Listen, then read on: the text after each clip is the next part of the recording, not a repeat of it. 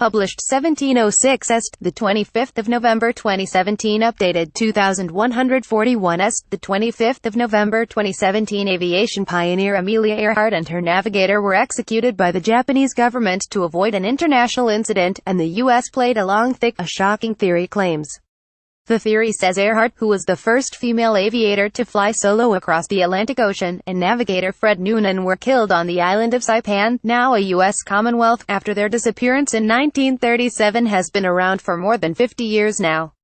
But now claims have emerged that Earhart's body was retrieved by the U.S. military, which may have hidden her killing to keep the peace, the Pacific Daily News reported. Scroll down for video. Did Amelia Earhart and navigator Fred Noonan both pictured die at the hands of Japanese soldiers, not exposure, after their disappearance in 1937? New evidence backs that claim. Bill Sablin of Guam says his uncle worked in a prison camp on the island of Saipan in the late 30s when two American pilots, one female, were brought in, having been found at Saipan prison camp where Bill Sablin of Guam says his uncle worked. His pictured theory fits the recollections of William Bill Sablin, a resident of Guam whose uncle, Tunakin Tuho, worked at the Saipan prison camp.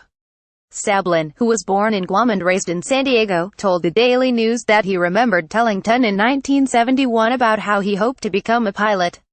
That triggered a memory in Tun, who recalled how two white pilots had been interned for several days on Saipan, then a Japanese hub, before they were executed. He said his uncle couldn't recall the exact date, but said that sometime in the middle 30s an American woman and man were brought in for questioning. That was unusual, and caused an uproar in the otherwise quiet prison, Tun had said. They had been found in the southern islands, Tun told Saipan, and Japan had ordered them to be brought in. But during their session, I guess, Imperial Japan didn't want anything to do with them, because hey didn't want to get involved in any National VI scandal, Sablin said. Sablin said his uncle claimed Imperial Japan decided to kill the pair because they wanted to avoid an incident, and that the U.S. military collected their bodies after World War I. So apparently I think they were both killed in Saipan and buried there, and I found out later on as I made my inquiries that, after the war was over, their bodies were exhumed by an American military branch and shipped back to the United States. Now where those bodies are now is somebody's own question to answer. The Daily News suggested that they may have kept quiet in order to avoid an incident of their own. That contradicts the most popular theory, which is that she crashed and died in the sea on July 2, 1937, after noting poor visibility and her declining gas levels in a series of transmissions earlier that morning.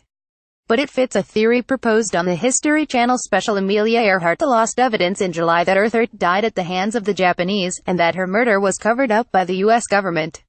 Sablin's story is the latest in a number of pieces of evidence that suggest Earhart died on Saipan, rather than perishing at sea. That theory emerged in 1960, when CBS radio reporter Fred Noonan interviewed several witnesses who said that two white flyers or spies had been picked up on the island before the Second World War. They claimed that one of them was a tall white woman with short hair, dressed like a man. His claim fits a long-standing theory that Earhart died on Saipan, even though the most common belief is that she and Noonan died after ditching at sea. Josephine Blanco Akiyama was 12 years old and living in Saipan right when she claims to have seen Earhart being hauled away by the Japanese in July 1937 after crashing her plane. And in July, Josephine Blanco Akiyama, who grew up on Saipan but now lives in California, said she saw the pair as a child.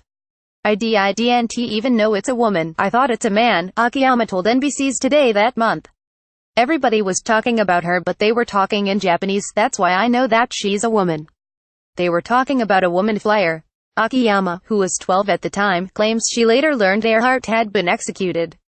Also in July, a fuzzy photograph emerged as part of the promotion for the History Channel documentary purporting to show Earhart and Noonan in Saipan, along with her plane. In 1937, it shows a woman, purportedly Earhart, facing away from the camera. A man who is said to be Noonan stands nearby, while her crippled plane can be seen on the far right being dragged by a large ship. The faces of the two cannot be seen, but their profiles do bear a striking similarity to the pair.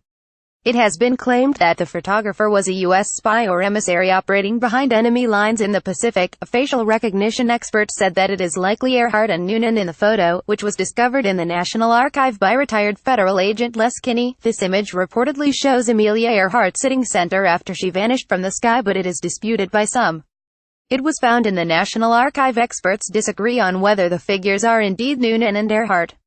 It's also been asked why the photo, purportedly taken in 1937, was found with photos taken in 1940, but investigators told Mile Online a year ago that the photo could not be that of Earhart because it was found among a batch of pictures taken after 1940, 3 years after Earhart vanished. An investigator who researched the photo for Mile Online believed initially that the figures on the end of the jetty showed Earhart and Noonan, but his enthusiasm waned when he realized the date they were supposedly taken. The 1940 date is probably the most disheartening of all, the investigator said, adding that the body shapes of Earhart and Noonan did not appear to be correct. And another recognized Earhart investigator, Mike Campbell, has lashed out at what he described as bogus photo claims. Campbell said it wasn't evidence of anything except that a Japanese ship, the Koshu Maru, was once in Jaluit Harbor. Campbell claims that the photo does little except discredit the truth. He says that Earhart and Noonan are absolutely not in the photo and it's incredible that anyone could believe they are. Zoom in and you can see the upper half of a white man with black hair on the far left of the group on the dock, he said, but adds that the features, the nose, the hairline are all wrong and any intelligent analysis rules him out.